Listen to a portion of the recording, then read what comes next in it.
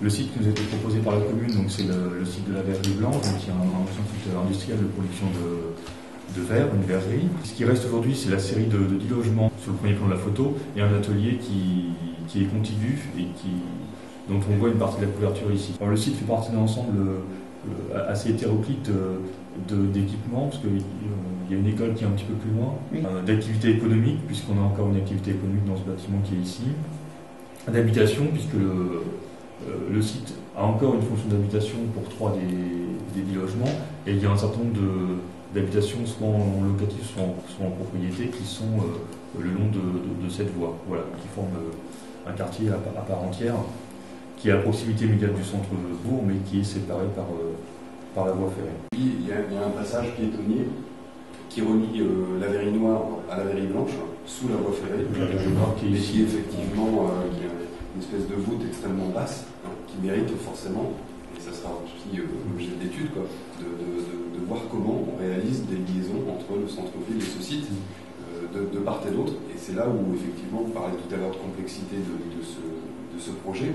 Effectivement, on est en attente, entre guillemets, de réponses intelligentes, innovantes, pour faire mieux que ce qu'on fait, entre guillemets, d'habitude, ou ce qui est plus simple. Parce que là, il y a une vraie problématique, une vraie complexité à trouver des solutions pour ce site. Et ça, l'accès en est.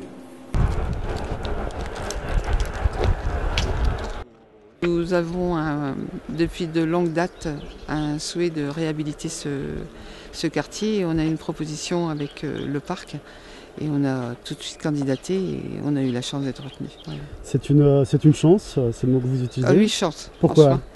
Parce que tout seul, je ne pense pas qu'on soit en capacité de monter ce projet. Parce qu'il y a quand même une grande réflexion, il y a un comité de pilotage avec des personnes compétentes autour. Et une aide aussi financière au niveau de la région que je remercie fortement et le parc avec des techniciens autour qui nous appuient et qui nous aident. On est sur un type de patrimoine qui est assez modeste, mais en même temps qui est réel, qui correspond à une partie de l'histoire de la commune et du territoire, son histoire industrielle. Et on est effectivement sur un patrimoine qui évolue souvent assez mal, qui est souvent très modifié.